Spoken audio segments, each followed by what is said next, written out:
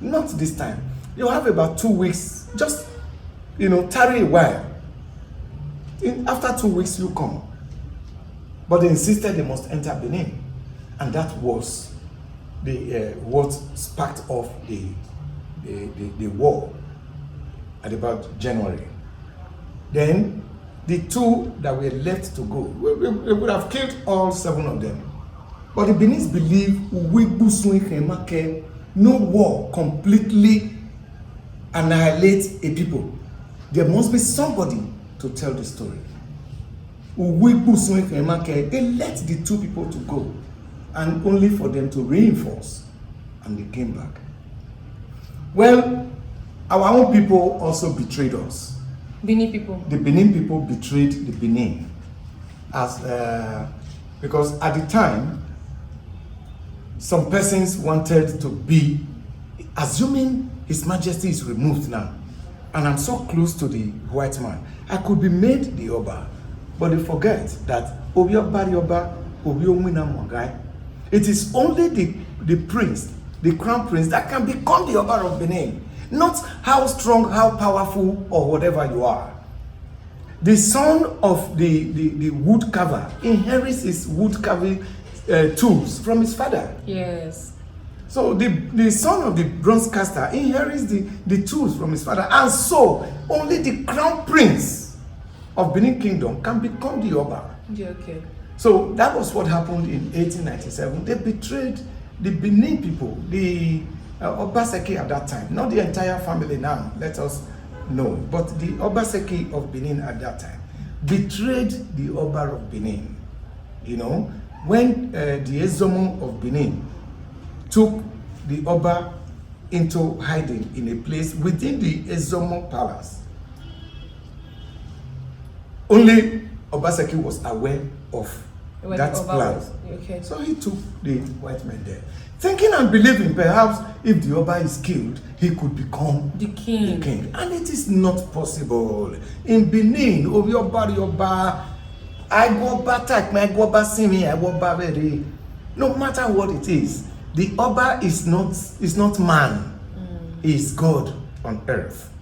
It's our belief, whether people want to take it like that or not. Yes. That is our strength. Oba Ojiedu, Oba Onwagbon, Oba Adisagbon, Seya, Oba Dolagbonji.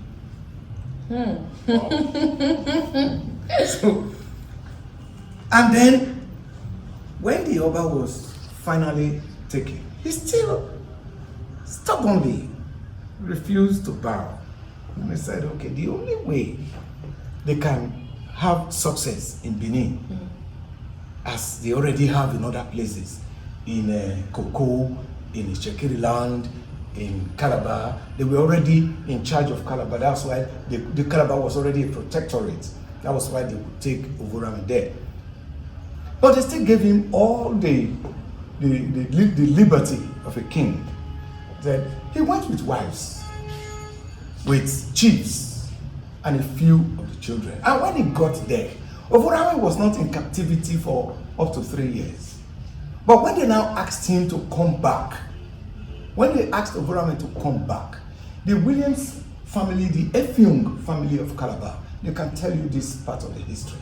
Because it was their great-grandfather, Ophiong, I think, either Ophiong or Effiong, that gave a whole place to His Majesty. He built a palace. The palace of Oba Ovorame is in Calabar. It's a tourist, a place of tourism. You can visit there. Anybody can visit. It's there. The very bedroom and everything. I have been opportuned to be there. So when he got there, he said, okay, you can go back to your people. He said, no. He was not returning because he was betrayed by his closest ally, his closest friend. And so he saw that if he returned with the kind of Oba he was, the man that will speak and spit fire. So there was going to be unrest. The better thing is to just let the dog sleep off. But What does it mean, sir? The head of the tiger can never get missing in the forest. Word. Wisdom. No way. When you are. And after all that, Oba Atokbe, Okay. that is all I can say. Oh my God, this is a very beautiful story. Thank you so much, sir. In fact, Moshood should now, if you watch this video, be like, I want to meet this man. Okay, so there's another question. You know, Chidma was asking. Chidma, what's your question? Back into distance. He said Calabar. He said that there are some Calabar, Benin people in Calabar. Definitely. This is the story from. I think it was the Oba that. Yeah, that is what I just Explained. He went with chiefs. He went with chamberlains and all that. He was given everything as a king. Yes, you see some pictures flying around when he was in the boat or in the yacht that took him to Calabar, bedded and all that. It was a long period. The British came in around February, and there was no time for shaving, taking extensive bath and all that till around September, when it was finally taken away. So look at the months. So a man who lives like that for 7-8 months without shaving will be buried. Yes. And so, but that happens to be the picture they are flying around. The white man till today still refuse to give us those other pictures of Oba Ovonami in Calabar. They still refuse to give us those pictures. If you go to the British Museum, they will still refuse you taking pictures of certain things concerning. That's how great he was. Yeah, because he had everything as a king. He lived as a king. In Benin, I cannot say he died as a king because the Oba does not die. The Oba of Benin does not die. Why? Because he's not man. Yes. The Oba is not man. Gods don't die. Yes. So yes, there are still a lot of the royal family, the Benin royal family in Calabar. Some time ago, when His Royal Majesty Oba II, paid a visit to Calabar, he went visiting all those places. And the Ovorame family in Calabar came to pay homage to him, introduced themselves to him, and he was so elated. And he gave them the royal blessings that even if any of you, my daughters, want to get married, you can come and do the marriage in Benin. As the father of the royal family, he will sit and bless them. And one of the Ogurame children came down some time ago, in the not too distant past, to be blessed by His Royal Majesty Oba II. And they've been coming. October 20th is His Majesty's Omonoba II coronation anniversary and birthday. So the last one, the Ovorame family in Calabar, they will be highly represented. And this year they also will be highly represented. They are coming with their masquerades, with everything, to celebrate His Majesty here. Wow. And it's going to be big this year, particularly now that His Majesty has just been given the CFRO national honors. So Okay. it's going to be big. Okay, I want to ask you, I've heard so much about the king, but please, can you just tell me how great he is? Because I've learned, people have told us that he's fearful, people don't fight him, I know kings were ordained or are ordained by God, but can you just explain to us, because there are a lot of people that do not know how great the Oba of Benin is. Can you just tell us, please? I want to believe that there are only two Kingdoms.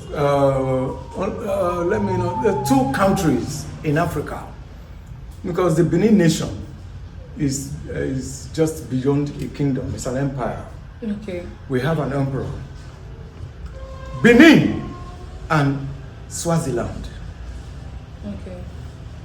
This is where, as we are here, we already know who is going to be the next Oba of Benin, and the one after that. Up till recently, that Prince Charles was made King Charles III or whatever, nobody was too sure if he was going to be the King of England. Okay. Until Ojaja II was crowned the Onife or Nirisha. Nobody knew he was going to be.